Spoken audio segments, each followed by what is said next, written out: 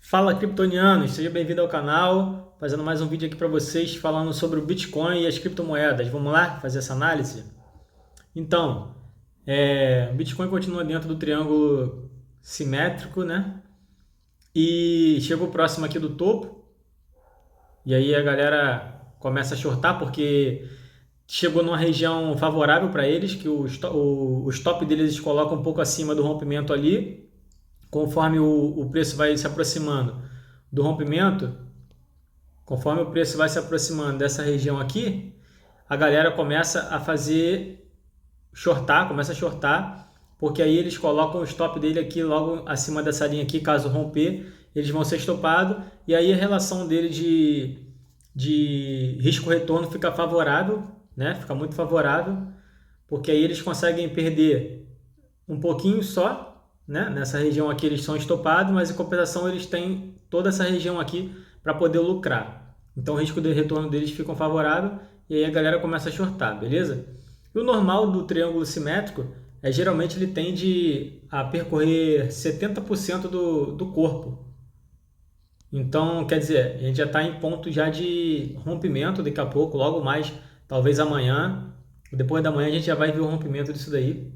Tomara que seja para cima, né? Todos nós estamos esperando que seja para cima, que a gente pode tirar um lucro bom, né? Também, quem quiser fazer uma operação de rompimento, caso ele rompa essa região aqui, você pode fazer um scalp rápido, tá? Botar uma compra ali assim que romper o triângulo, você bota uma compra ali, já com um stop ali abaixo da linha, tá? Provavelmente ele vai romper ali, vamos ver aqui. No caso, se ele fosse romper agora, né? No caso, se ele fosse romper agora, seria em torno de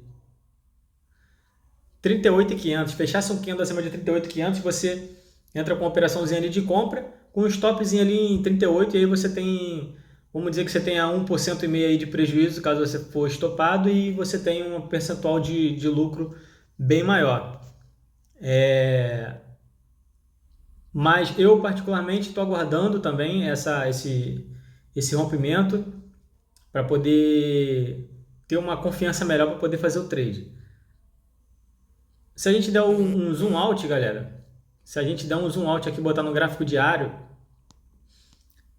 é possível que a gente já tenha formado um fundo ascendente aqui já. A gente vê dois fundos ascendentes, esse fundo aqui e esse fundo aqui. São dois fundos ascendentes em relação ao fundo crítico, né, que a gente foi lá em 30K. Então é possível que a gente não volte mais lá nos 30K, não sei, tudo é provável, mas aparentemente a gente está nesse padrão de equilíbrio aí. E é possível aí que a gente não volte mais nos 30K, se romper para cima. Vamos ver como é que está no gráfico semanal. O que a gente pode falar do gráfico semanal? No gráfico semanal, a gente tem um inside bar. O que é um inside bar? Um inside bar é quando a gente tem um candle muito grande, nesse caso aqui foi de queda, problemas técnicos aqui. Então, a gente tem um inside bar, que nesse caso aqui foi para baixo, né? É um candle grande para baixo. O que é o inside bar? O inside bar é quando outros candles ficam dentro do corpo desse candle. E aí a gente formou esse candlezinho verde aí, depois formamos um outro candle verde em cima do candle verde, dentro do candle verde. Então, quer dizer, acontece uma operação, essas operações de inside bar geralmente acontecem da seguinte forma: quando a gente tem o candle grande, o candle menor dentro do candle grande e o outro candle menor dentro do candle do último candle, quando tiver o inside bar é considerado depois de 3 candles, tá? O próximo candle, ou o terceiro mesmo aqui, se ele romper, ou tivesse um próximo aqui e ele rompesse o topo do último candle, geralmente é um padrão que dá continuidade de alta, beleza? Ou seja, nessa semana a gente tem esse candle vermelho, grande. Tivemos um candle verde. E agora a gente teve um candle verde menor. Se esse candle verde menor romper, for mais alto que esse candle aqui, significa que a gente vai ter uma continuação de alta. Beleza? Então vale a pena fazer uma compra aqui no rompimento, fazendo um scalp aí, visando um lucro aí de 1%, 2% aí no máximo, e aí você começa a sair da operação. Agora, qual seria a melhor oportunidade para fazer trade agora? Não sei se vocês sabem, mas para fazer um trade com melhor sucesso, vamos dizer assim, com um lucro melhor, o que a gente faz? Geralmente, a gente vê como é que está a dominância do BTC. A dominância do BTC ainda está baixa, tá? A dominância do BTC ainda está baixa, essa sigla aqui para você ver no TradingView. Dominância do BTC ainda está baixa. Então, o que você faz? Você pega uma moeda que já está forte, vamos considerar aí, por exemplo, uma moeda que subiu bastante hoje, que foi, deixa eu ver aqui, por exemplo, DOT. DOT subiu bastante hoje. DOT teve uma subida, vamos botar no BNB. BNB subiu melhor. BNB subiu melhor e no semanal ele já até rompeu aqui o inside bar. Então o que acontece? Você viu que o BNB está forte, aparentemente está forte. O que você faz? Você vai lá e faz uma comparação BNB versus BTC. Se o BNB versus BTC tiver numa tendência de alta também, então significa que quando o Bitcoin subir, o BNB, a Binance, vai subir mais do que o Bitcoin. Por quê? Porque ele também está numa tendência de alta contra o Bitcoin, além de estar numa tendência alta contra o dólar, entendeu? Então, você sabe que o BNB está mais forte que o Bitcoin, então o que você faz? Você usa o gráfico ali do Bitcoin, conforme ele for dando oportunidades que vai subir, indicando que vai subir, você opera no BNB. Mesmo olhando o gráfico do Bitcoin, porque o Bitcoin, devido a ter muita dominância, o que ele faz, as outras geralmente copiam. Só que a que está mais forte que o BTC, ela tem um movimento maior em comparação ao BTC. Então, você opera na moeda que estiver melhor do que o BTC, que estiver em tendência de alta no BTC. Beleza? Então, nesse rompimento seria uma boa oportunidade que a gente operasse no BNB, que daria aí para fazer uma performance melhor.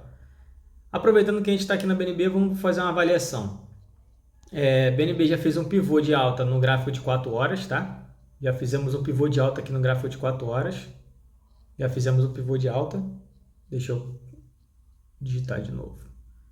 B aqui, pá, e depois cortou aqui. Fizemos um pivô de alta aqui no gráfico de 4 horas. Beleza? No gráfico diário, a gente dando um zoom out aqui no gráfico diário, a gente vê também que fez um pivô de alta também, ó. Já fizemos um pivô de alta no gráfico diário. Já rompemos o último topo. Beleza? Então esse é um sinal bom. BNB já rompeu a EMA 12, essa linha amarela aqui. Essa linha amarela aqui já rompeu a EMA 12 e está para romper a EMA 26. Ficando em cima dessas EMAs aí, pô, é o ideal. Por quê? Porque as EMAs servem muito como suporte. Enquanto ele está por baixo, ela serve como resistência. Passou das EMAs, as EMAs começam a servir como suporte. E é uma área que é uma boa área onde a galera começa a fazer compra também. Utilizando esse indicador junto com o RSI, óbvio, né? Então, tipo assim, passou das EMAs, as EMAs vão servir como resistência. E aí a galera faz uma avaliação que é possível que o preço continue na tendência de alta ali se ela ficar respeitando as EMAs. Então a gente viu aqui que o BNB já conseguiu formar um pivô de alta. Vamos dar uma analisada em outras moedas. Vamos ver a CRV. CRV também, no gráfico diário, já fez o pivô de alta. Ó, rompeu, tá? Então o pivô de alta, ele classifica o final da tendência de baixa, tá? Classifica uma final de tendência de baixa. Pelo menos no gráfico diário já foi classificado esse final de tendência de baixa. No gráfico semanal, para a gente poder classificar no gráfico semanal o final desse movimento de baixa, no gráfico semanal a gente precisa ver um pivô de alta também, beleza? Então no gráfico semanal a gente ainda está esperando formar o fundo ascendente, que seria esse daqui, seria um novo fundo mais alto que esse daqui, e depois ele continuar subindo, fazendo esse N aqui que forma o pivô de alta quando ele rompe esse último topo aqui. Rompendo isso, a gente entende que continua também na tendência de alta em todos os gráficos, já que no mensal a gente ainda não perdeu a tendência. No geral, a gente está numa tendência de alta. Vamos ver aqui no Bitcoin melhor? No geral, no mensal a gente está em uma tendência de alta. Você pode ver que o Bitcoin não teve uma correção desde essa área aqui, ó, desde essa região aqui o Bitcoin não teve uma correção, ou seja, subiu exageradamente. beleza? Subiu e agora está precisando fazer a correção para formar um fundo ascendente no gráfico mensal. Quando é que terminou o fundo ascendente no gráfico mensal? Quando no gráfico semanal, a gente formar um pivô de alta. Depois que formar um pivô de alta no gráfico semanal, que a gente está tendo aqui uma subida, depois que terminar esse inside bar aqui, quebrar esse padrão de equilíbrio, para a gente poder classificar o final da tendência de baixa nesse curto prazo aí, ou seja, um fundo ascendente no gráfico mensal, a gente precisa formar no gráfico semanal um pivô de alta. Beleza? Quando a gente fizer isso no gráfico semanal, significa que a gente voltou à tendência de alta nos outros gráficos, além do mensal. Beleza? Enquanto não formar isso, a gente ainda não achamos o fundo ascendente do gráfico mensal. Só vai achar o fundo ascendente no gráfico mensal quando formar esse pivô aí, a gente vai entender que isso daqui seria o fundo ascendente, aí a gente fica tranquilo. E aí a gente continua usando as nossas estratégias de day trade, né? Para fazer um dinheiro aí durante essa tendência de alta. Então é isso, galera. Então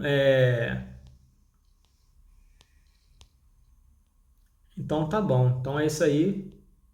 A gente também teve a DOT também fez um movimento bom. Chegou a romper, tá? Chegou a romper. Chegamos a romper o último topo. Bem pouco, mas rompeu. Podemos ver aqui que a DOT, Polkadot, todas elas tá a mesma coisa, tá vendo? Tá formando um fundo ascendente no gráfico mensal.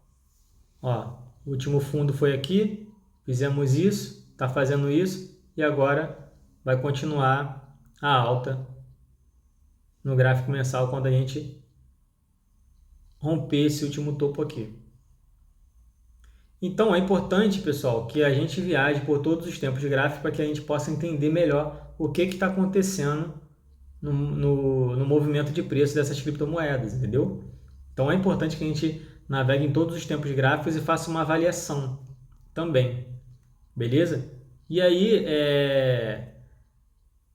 depois da gente fazer a avaliação, a gente pode definir o que a gente vai fazer, entendeu? Por exemplo, se aqui no Bitcoin a gente romper esse triângulo simétrico para baixo, se a gente romper esse triângulo simétrico para baixo, a gente tem esse suporte aqui, que é esse último fundo, certo?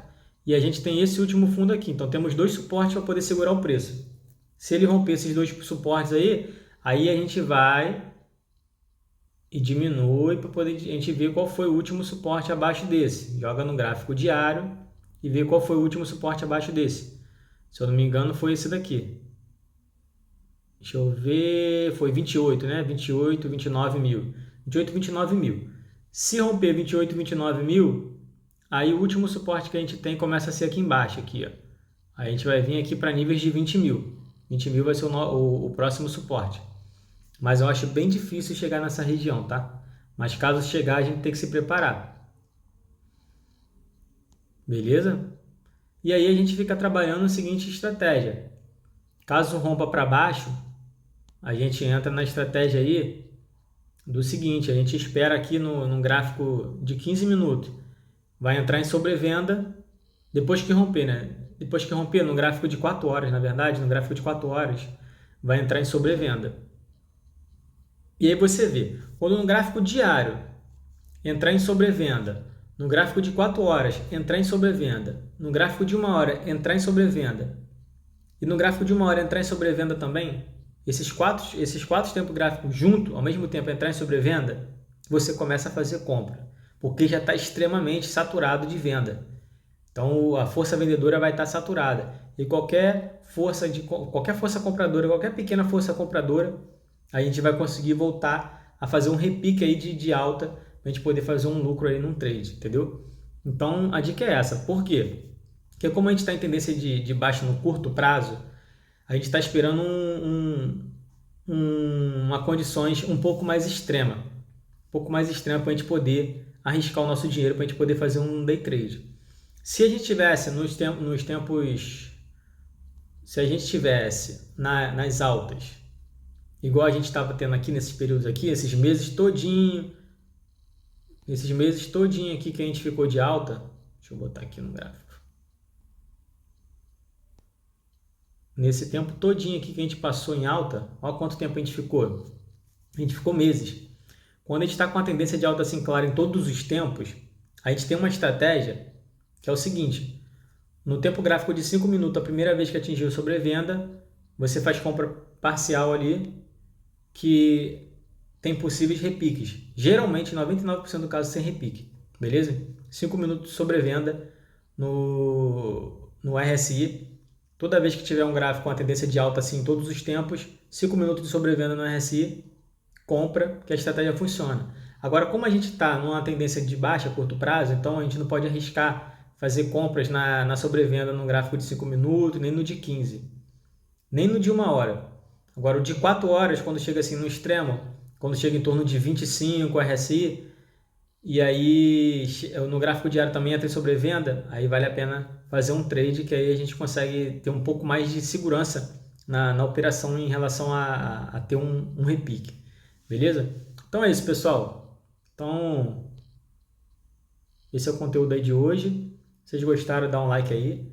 Ativa o sininho, próximos vídeos. Se inscreve lá no canal e me siga também no Instagram. Valeu, galera! Também criei um grupinho lá no Telegram. Tá começando a entrar algumas pessoas. Se vocês quiserem entrar também lá, aí conforme eu vendo o gráfico aqui fazendo análise, eu dou uma dica para vocês lá. Um abraço, tchau, tchau.